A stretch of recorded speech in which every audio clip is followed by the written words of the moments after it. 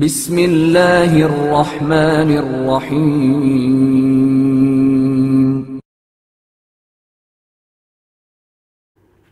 سفیر حسین کی شہادت۔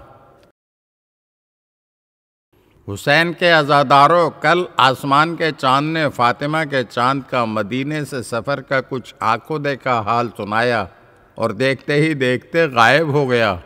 آج دوسری محرم ہے، چاند ابھی نظر آ رہا ہے، معلوم ہوتا ہے کہ آج پہلے سے کچھ زیادہ دیر رہے گا، شاید آج کچھ زیادہ تفصیل سے حالات سنائے۔ اچھا سنو، کیا سنا رہا ہے؟ زہرا کا چاند مدینے سے قدم اٹھاتا، ہر نشان قدم لافانی چاند بناتا، ستاروں کا جھرمٹ ساتھ لیے عازم مکہ ہے۔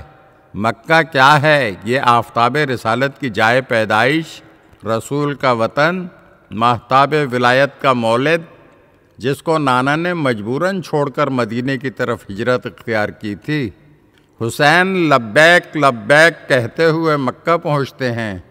حسین نے حرم الہی کے سائے میں کچھ ماہ قیام کیا۔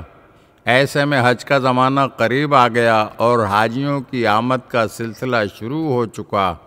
امیر شام کی موت کے بعد اس کا نابکار بیٹا جب تخت سلطنت پر براجمان ہوا تو اس نے مدینے کے اشراف سے بیعت طلب کی، جس کے نتیجے میں عبداللہ ابن زبیر اور عبداللہ ابن عمر بھی پہلے ہی مدینہ چھوڑ کر مکہ پہنچے ہوئے تھے۔ عبداللہ ابن زبیر نے تو بیعت یزید کے مطالبے کے خوف سے لشکر بھی جمع کرنا شروع کر دیا تھا۔ جب سے امام حسین علیہ السلام کے مکہ پہنچنے کی خبر اہل کوفہ کو ہوئی تھی، مسلسل ان کے خطوط اور قاصد آ رہے تھے اور اپنی رہنمائی کے لیے امام حسین علیہ السلام کو دعوت دے رہے تھے۔ حسین سوچ رہے تھے کہ کسی کو سفیر بنا کر کوفے بھیجوں۔ آپ کی دور بھی نظر نے اس فریضے کی ادائیگی کے لیے مسلم ابن عقیل کا انتخاب کیا۔ فرمانے لگے، بھائی مسلم، کیا ارادہ ہے؟ ہمارا سفیر بننا چاہتے ہو؟ مسلم تلوار ٹیک کر اٹھے اور عرض کیا، امام کا حکم بصر و چشم۔ بس ایک درخواست ہے، اگر اجازت ہو تو میں اپنے دونوں بچوں کو بھی ساتھ لے جاؤں۔ فرمایا، ضرور لے جائیے، میرے یہ دونوں شیر بھی ایک روز دریا پر قبضہ کریں گے۔ مسلم ابن عقیل حسین کا سفیر بن کر گھوڑا دوڑاتا، منزلیں طے کرتا، راستے کی مشکلات سے نبرد آزما ہوتا ہوا کوفے پہنچا۔ فضا سازگار پائی، ہزاروں آدمی زیارت کو آئے اور حسین کے پرچم تلے جمع ہو گئے۔ یزید ناہنجار کو اطلاع ملی تو بصرہ کے جلاد صفت گورنر عبید اللہ ابن زیاد کو حکم دیا کہ فوراً کوفے پہنچو اور مسلم کا سر قلم کر کے ہمارے حضور بھیج دو۔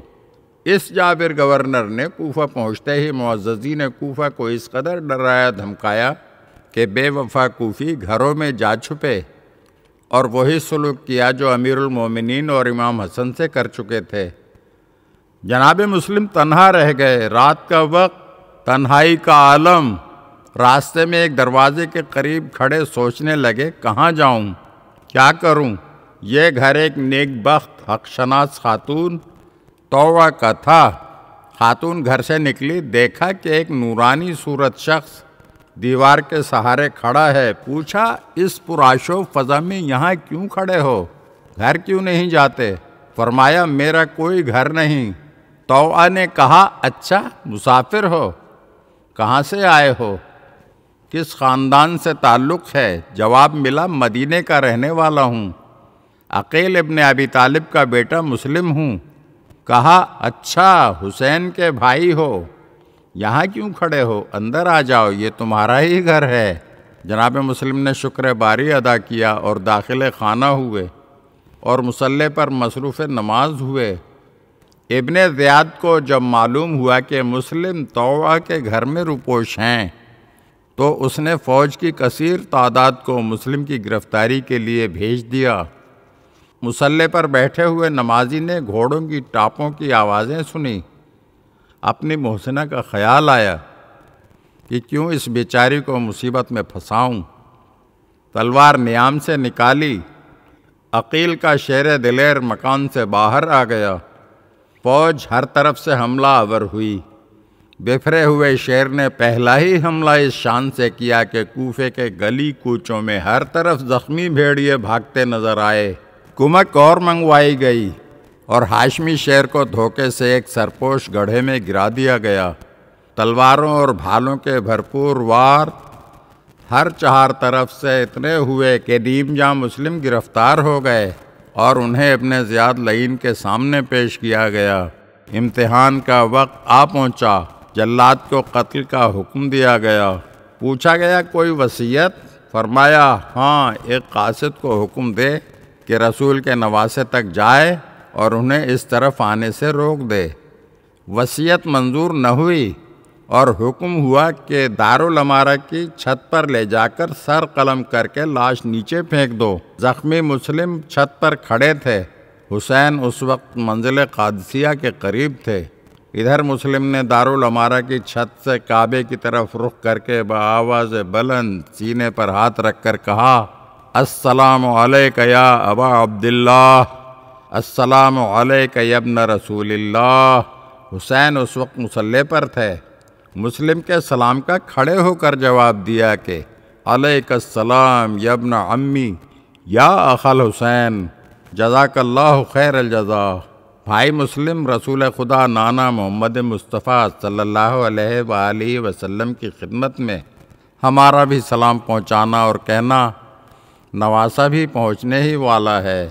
جناب عباس علمدار قریب ہی کھڑے تھے۔ ثانیہ زہرا زینب دلگیر نے خیمے سے آواز جواب سلام سنی، بے چین ہو گئیں۔ فرمایا ماں جائے، یہ بہن تم پر نثار کس کے سلام کا جواب دے رہے ہو؟ فرمایا بہن مسلم کا آخری سلام آیا تھا۔ یہ فرما کر آنسو پوچھتے ہوئے خیمے میں داخل ہوئے، دختر مسلم کے پاس جا بیٹھے، سر پر شفقت سے ہاتھ پھیرتے، کبھی پیشانی کا بوسہ دیتے۔ بچی نے ایک معنی خیز نظر حسین کے چہرے انور پر ڈالی۔ آنسوؤں کے نشانات نے راز دل کھول دیا۔ عرض کیا ماموں جان، کیا میں یتیم ہو گئی؟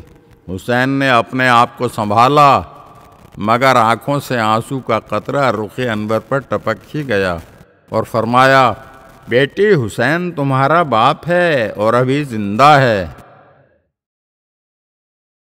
اگر آپ ہمارے چینل کی نئی ویڈیوز دیکھنا چاہتے ہیں تو ہمارے چینل کو سبسکرائب کریں اور گھنٹی کے بٹن کو دبائیے تاکہ ہر آنے والی ویڈیو آپ کو جلد موصول ہو سکے۔ اور ہاں، لائک اور شیئر ضرور کیجیے اور اپنے قیمتی کمنٹ سے ہمیں آگاہ کیجیے۔